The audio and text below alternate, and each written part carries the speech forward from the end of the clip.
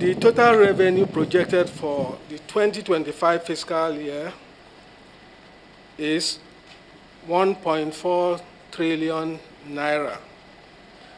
As of May 2025, total revenue inflows were 597.14 billion naira, which is only about 4% less than our projection. The total expenditure planned for 2025 is 1.48 trillion naira. The proposed 2025 budget was meticulously designed to account for and regularize expenditures already undertaken during the first quarter of the fiscal year by the suspended administration before the state of emergency declaration by His Excellency President Bola Ahmed Tinubu, GCFR. Regrettably, some state officials withheld critical information required to ensure a more complete capture of those expenditures at the time of submission of the budget estimates. However, recognizing the exigencies under the state emergency and the need to ensure fiscal credibility, the budget framework integrates expenditure information made available before the submission of the budget proposal to ratify the first quarter expenditures within a lawful and transparent structure.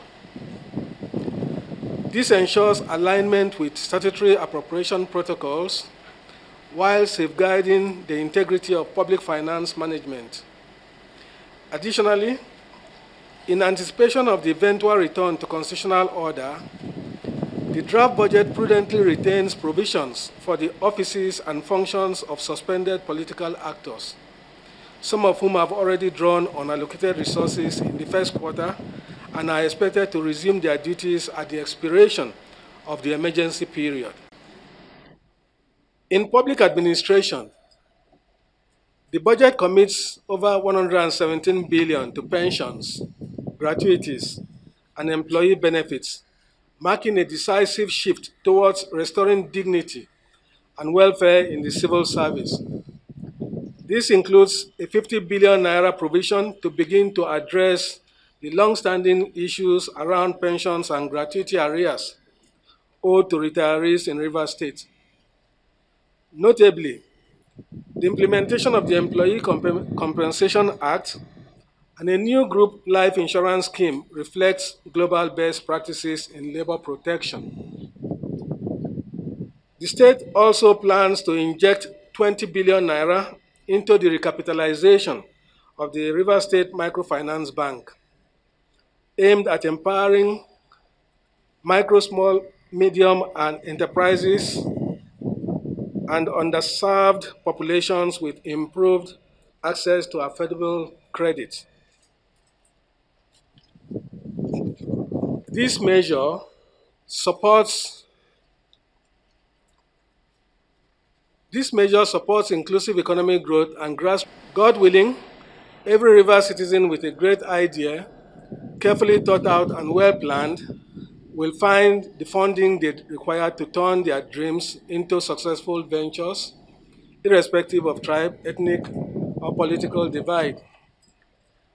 Across all provisions, the budget reinforces Mr. President's directive to deliver on Rivers State development priorities, sustain critical government functions, and ensure the continuity of programs that directly impact the lives and livelihoods of the people of Rivers State. I'll let you know that this committee is committed to working with you to restoring stability, peace, growth and development in Rivers State. Rivers has always been a shining example, of what is possible with good leadership. And that's why this commitment is there. We will scrutinize the budget. We would invite you. You may send your relevant officials to represent you to the defense, the proper defense of the budget. I want to assure you, in as much as we are committed to joining hands with you to ensure that Rivers gets back on track, we are not going to cut corners. We are going to do the job as we would normally do it for the Federal Republic of Nigeria. That way we will be helping you, we'll be helping ourselves, and we'll be helping the country. So I noticed some of the areas you've touched on, particularly women empowerment. I think that is very important. Youth empowerment. And pensioners are there. Pensioners, you talk of pensions and gratuity. These are areas that the People's House we have soft spots for because we know the plight of that segment of our larger society. So we want to appreciate you for even your